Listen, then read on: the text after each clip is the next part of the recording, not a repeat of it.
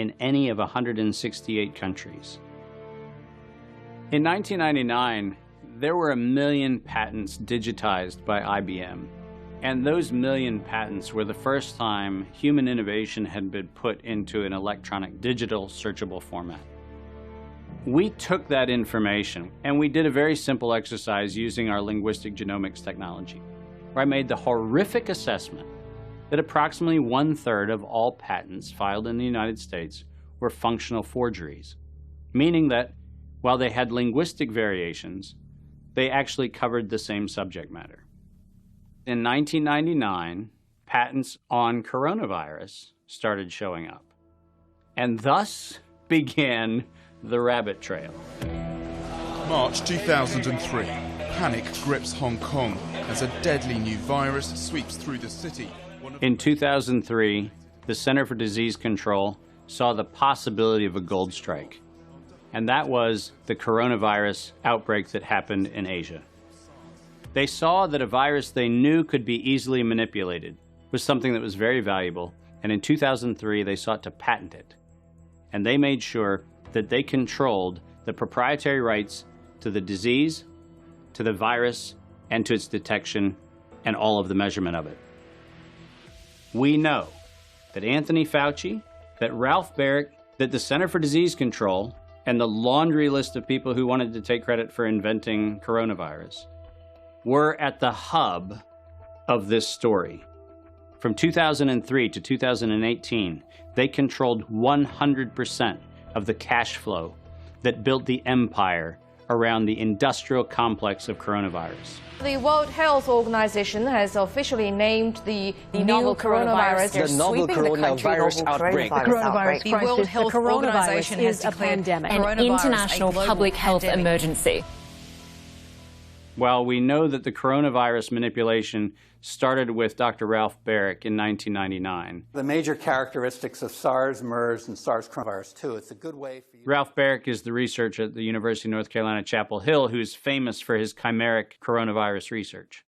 In 2002, there was a recognition that the coronavirus was seen as an exploitable mechanism for both good and ill. On April the 25th, 2003, the U.S. Center for Disease Control filed a patent on the coronavirus transmitted to humans.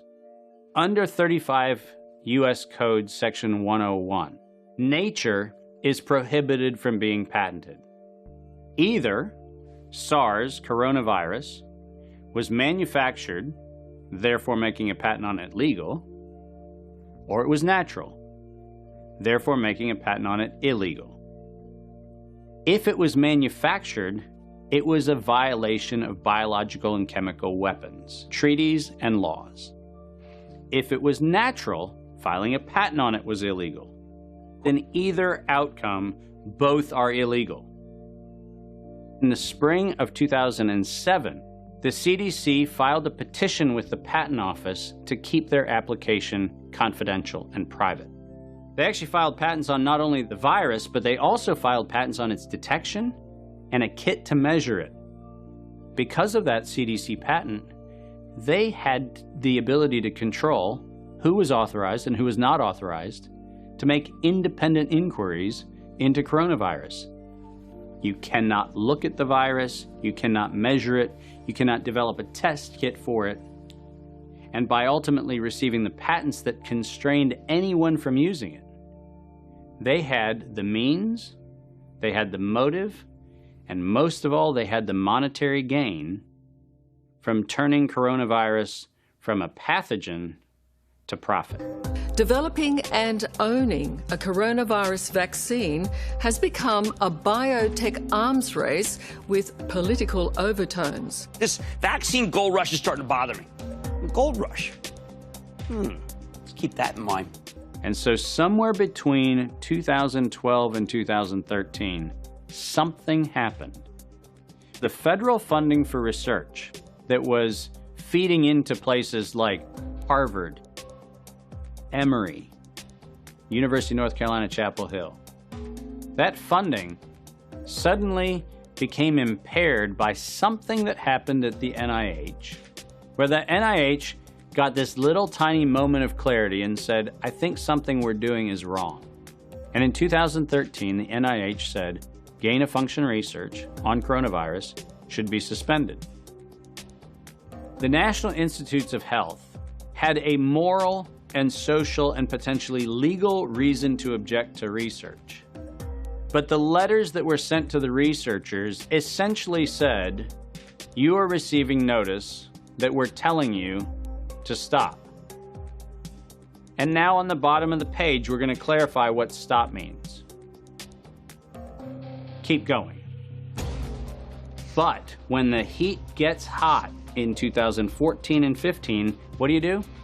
You offshore the research. You fund the Wuhan Institute of Virology to do the stuff that sounds like it's getting a little edgy with respect to its morality and legality. But do you do it straight way? No. You run the money through a series of cover organizations to make it look like you're funding a U.S. operation, which then subcontracts with the Wuhan Institute of Virology. The U.S. could say, China did it. China could say, the U.S. did it. And the cool thing is, both of them are almost telling the truth.